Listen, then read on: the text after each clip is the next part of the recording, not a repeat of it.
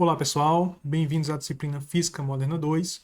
Nós estamos ainda falando sobre a mecânica quântica em 3 dimensões e nesse vídeo nós vamos falar especificamente sobre o estado fundamental do átomo de hidrogênio ou de átomos semelhantes ao átomo de hidrogênio, de íons semelhantes ao átomo de hidrogênio, que são chamados de átomos hidrogenoides. Então, vamos lá. Na última aula, a gente falou sobre as funções de onda para o átomo de hidrogênio. Nessa aula, nós vamos focar na função de onda do estado fundamental do átomo de hidrogênio ou de átomos hidrogenoides. Então, a gente pode começar aqui falando sobre o estado fundamental, de um átomo de hidrogênio ou de um íon semelhante ao átomo de hidrogênio. Então, nesse caso, esse íon, para ser semelhante ao átomo de hidrogênio, ele só vai ter um elétron na sua eletrosfera, e mesmo que esse íon tenha um número atômico Z que seja diferente de 1. Então, a gente pode ter, no caso aqui, um íon do átomo de hélio, um íon do átomo de lítio, e assim por diante. Então, para esse íon, ou para esse átomo de hidrogênio, nós temos que N é igual a 1, que L é igual a 0 e que Ml é igual a 0. Então, isso aqui se trata do estado fundamental desse átomo de hidrogênio ou desse íon hidrogenoide. E para esse estado fundamental, esse átomo ou esse íon vai ter energia dada por essa equação aqui que nós também já vimos em uma aula anterior. Então essa equação ela nos mostra a relação que existe entre a energia e o nível N. Então aqui nós temos que a energia N é igual a menos K multiplicado por E ao quadrado, dividido por 2 vezes A0, onde A0 é o raio de Bohr, só que multiplicado por Z quadrado dividido por N ao quadrado, onde Z é o número atômico e N é o nível energético. Nesse caso aqui, para todos os estados cujo N, o valor de N é igual a 1, nós temos a mesma energia, desde que você tenha o mesmo número atômico Z também. Então aqui nós temos a energia E1 para esse átomo ou esse íon com um número atômico Z. Então essa aqui é a energia desse íon. E a função de onda, como nós já vimos, essa função de onda ela é definida da seguinte forma. No caso aqui nós temos a função de onda independente do tempo, só a parte espacial da função de onda. Então ela é uma função que só depende de r aqui, multiplicada por uma função y que depende de θ e do ângulo φ. E nesse caso aqui, as constantes que a gente obtiver, elas são constantes tais que a função de onda psi, as funções de onda psi, elas sejam funções normalizáveis. Bom, então se a gente for para as tabelas que foram apresentadas no último vídeo, onde eu apresentei tabelas em um dos últimos vídeos, um dos vídeos anteriores, onde eu apresentei tabelas tanto para os valores de R, quanto para os valores de Y. Veja que os valores de R, eles variam de acordo com o número N, número quântico principal, de acordo com o número L, número quântico orbital. Já os valores de Y podem variar de acordo com L e de acordo com o número quântico magnético ML. E aí, se a gente pegar para esses valores aqui, de N igual a 1, L igual a 0, ML igual a 0, nós vamos obter que a função, que vai ser a função R de 1, 0, essa função vai ser igual a Z dividido por A0 elevado a 3 meios vezes 2 vezes E elevado a menos Z vezes R dividido por A0. Enquanto a função Y, que vai ser a função Y de 0 e 0, será igual a 1 sobre 2 raiz de π. Colocando isso aqui, essas duas funções, substituindo elas aqui, a gente tem a função de onda para o estado 1, 0, 0. Então esse 1 primeiro aqui se refere ao valor de N, esse segundo número, que é o 0, se refere ao valor de L, e o último número se refere ao valor de ML. Portanto, nós temos a função psi de 1, 0, 0, que é igual a R de 1, 0 vezes 1 de Y vezes Y de 0, 0.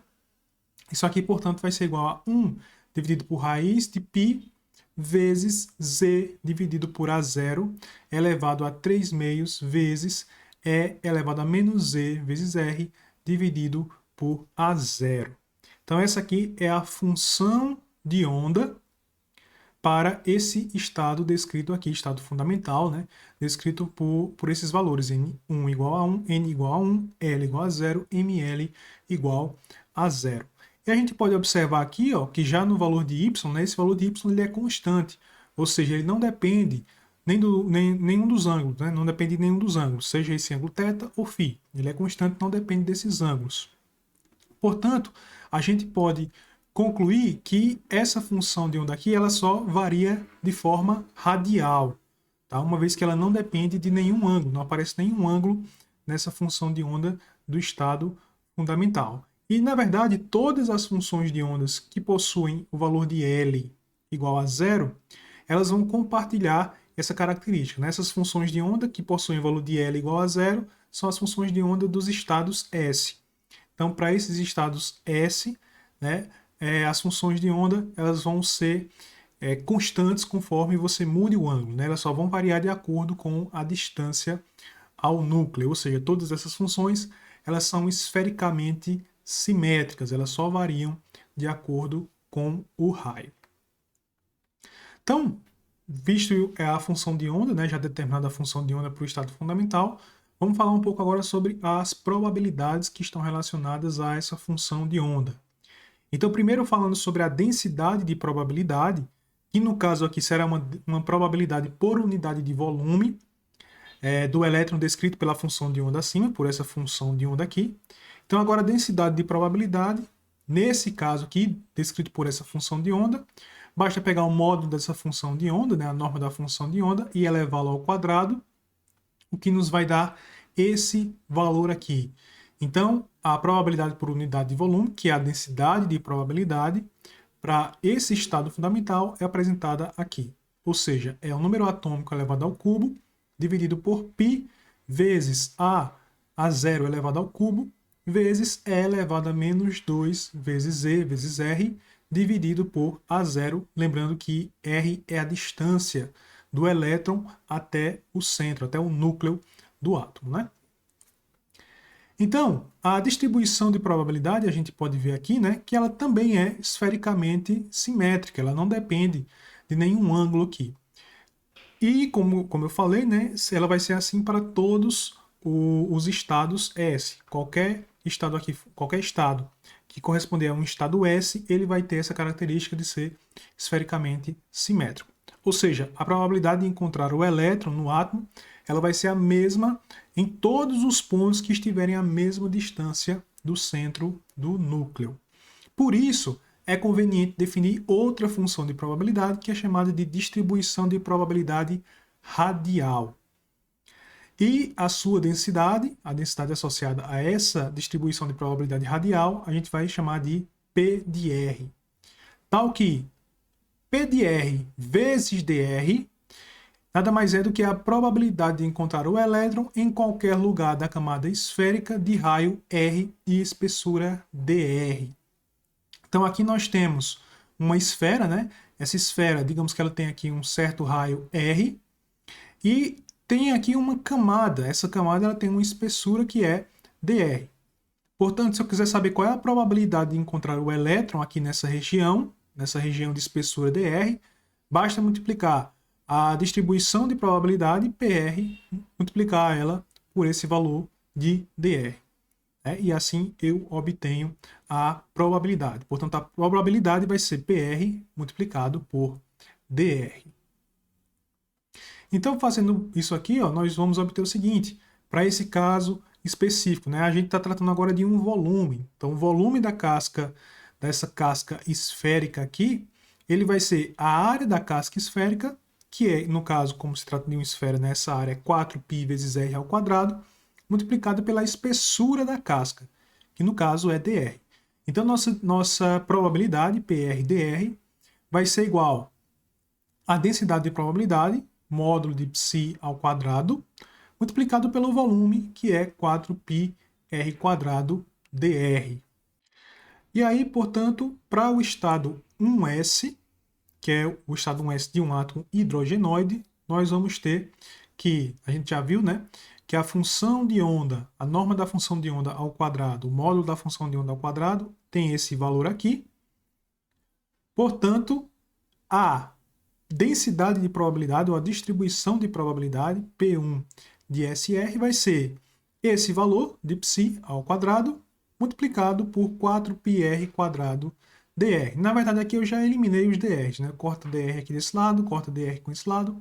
Fica só P1 no estado, ou seja, a densidade de probabilidade do estado 1s, ou a distribuição de probabilidade do estado 1s, igual a norma da função de onda ao quadrado, vezes 4πr². Sendo a norma da função de onda aqui esse valor, nós vamos obter, portanto, que a distribuição de probabilidade P1s vai ser igual a 4z ao cubo, dividido por A0 ao cubo, vezes r ao quadrado, vezes e elevado a menos 2zr, dividido por A0. Então, isso aqui representa a distribuição de probabilidade para o caso de átomos hidrogenoides ou do átomo de hidrogênio. E a gente pode representar também graficamente, né? Então, aqui a gente tem PR, a distribuição PR, que ela pode ser interpretada, né, como a probabilidade de encontrar o elétron na distância r do núcleo. E essa probabilidade ela independe da sua posição angular. E essa curva aqui, P1 de SR, ela representa a probabilidade de encontrar o elétron em função da distância, né? Então, representa a probabilidade de encontrar o elétron em função da distância. Veja aqui que essa probabilidade aumenta até um certo valor. Depois, conforme o R vai aumentando, essa probabilidade de encontrar o elétron vai diminuindo.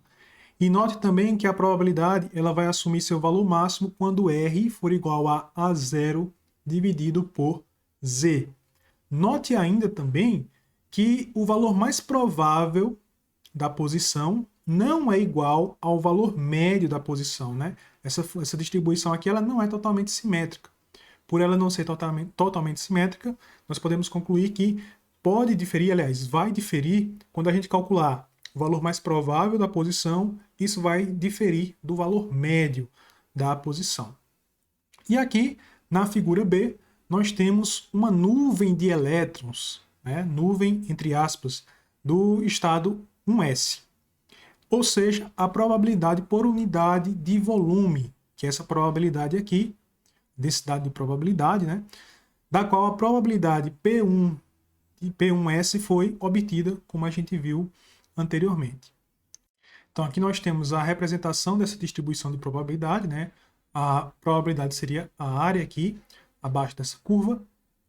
E aqui nós temos a nuvem de elétrons representadas por essa densidade de probabilidade. E aí, essas funções de onda, ou essa probabilidade, né, ela também obedece à condição de normalização, ou seja, a integral de 0 a infinito, e aqui não é mais integral de 0 a infinito, né, porque eu estou falando de coordenadas esféricas, eu estou integrando em R, então R varia de 0, lembrando que R é a distância até o centro do núcleo, varia de 0 até infinito, então essa integral ela tem que ser igual a 1, né, a nossa condição de normalização que a gente já viu.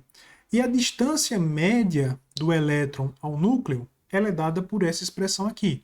A distância média de R é igual à integral de 0 até infinito de R, P de R vezes dr. Na verdade, para qualquer função, né, o valor médio de qualquer função f de R ele é obtido da seguinte forma. O valor médio dessa função f vai ser igual à integral de 0 até infinito de f de R vezes P de R dr.